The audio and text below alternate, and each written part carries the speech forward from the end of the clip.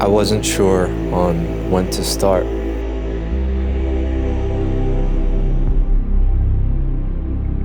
So I guess I'll start from the beginning. The very beginning.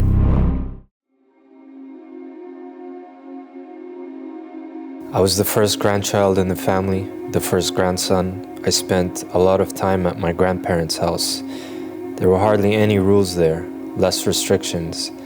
So it seems like that desire to feel independent started at a very early age, earlier than I thought. Maybe that's where it all began, the need to feel free, to carve my own path. I was told that I wasn't too fond of following instructions. I never felt the need to. I felt that whatever I ended up creating would be truer to my own vision. Did this mindset help me as a student? I can't say that it did. Schools and societies, they tend to program you to not question authority, to not challenge policies, to not embrace your individuality, to always conform. I vividly remember walking alone in my high school hallways after detention, staring at my notebook filled with Biggie lyrics I wrote down after listening to Juicy, wondering how far I would get in life with my average grades.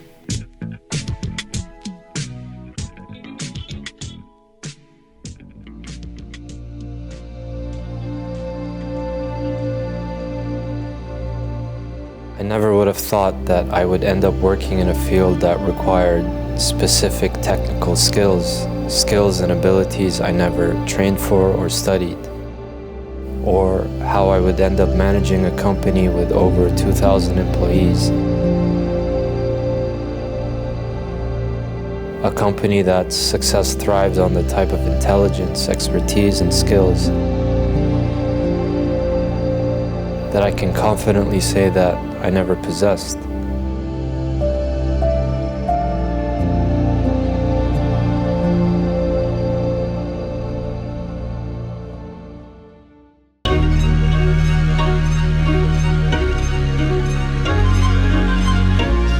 Outside of the office, off the field, it was about sneakers, kicks, shoes.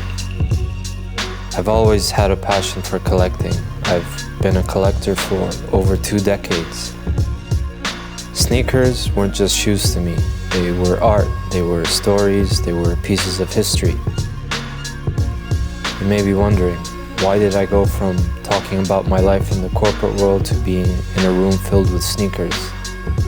It was in fact these sneakers and my interest in photography that opened up a completely new chapter for me. Sneakers made me realize I was a creative, an artist, an Imagineer, a visionary. It is in fact sneakers that led to an Instagram account that changed my life, a platform for me to tell my story, to share my opinions. It gave me an audience, and with that came influence. It was an account that led to several opportunities, my proudest one being a creative agency I founded that I built from the ground up. I named it Out the Box, aka OTB. Not only did OTB open up bigger opportunities, it brought me together with a team of like-minded individuals that I can now call brothers. Sid, the jack of all trades, head of ops, sniper, mass, designer, editor, baller, AK, the OG, the seasoned vet, the analyst, the strategist.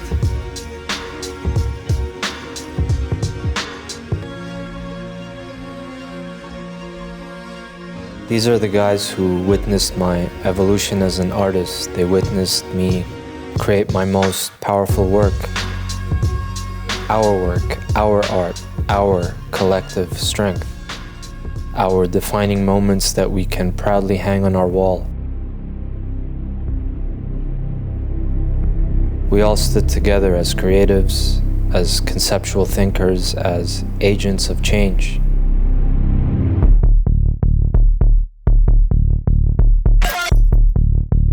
Our purpose: to push boundaries, to challenge policies, to show artists that their creativity is a superpower. We are here to expose those with ill intentions, the corporations, the executives, the ones who exploit us for our creativity. To let it be known, our ideas will no longer be free. Our ideas will no longer be shattered, no longer be butchered, no longer be crushed. No free ideas. Devil on my shoulders, can't let them breathe. Brush them off my sleeve, I'm filled with memories. Pray they remember me,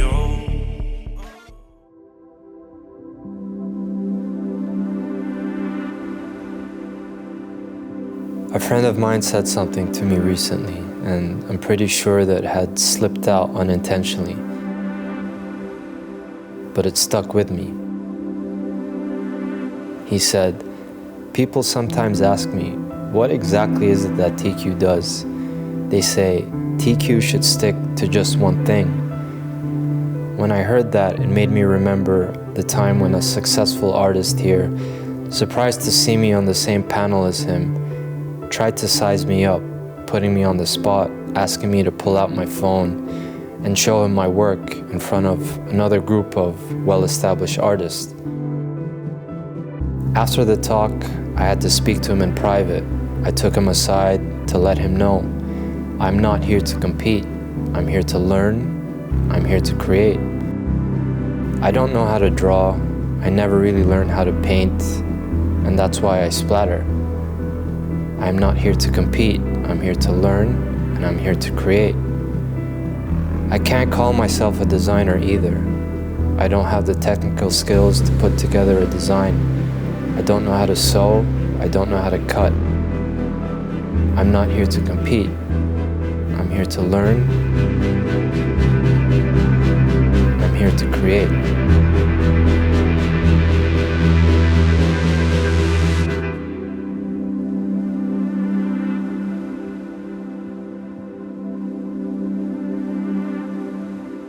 We hosted an event not too long ago. Midway through, I looked around and I had a moment. This warehouse that was once a workshop that stored pipes, valves, spools, we turned it into something special, something magical. But this moment wasn't just about what we had done with the space. It was also about how we contributed to helping build a community, highlighting hidden talent. We brought people together. That, in that moment, felt like the true success. It was in that moment where I looked around and realized that everything that we do in life, regardless of the philosophies we follow, should not just be for our own success.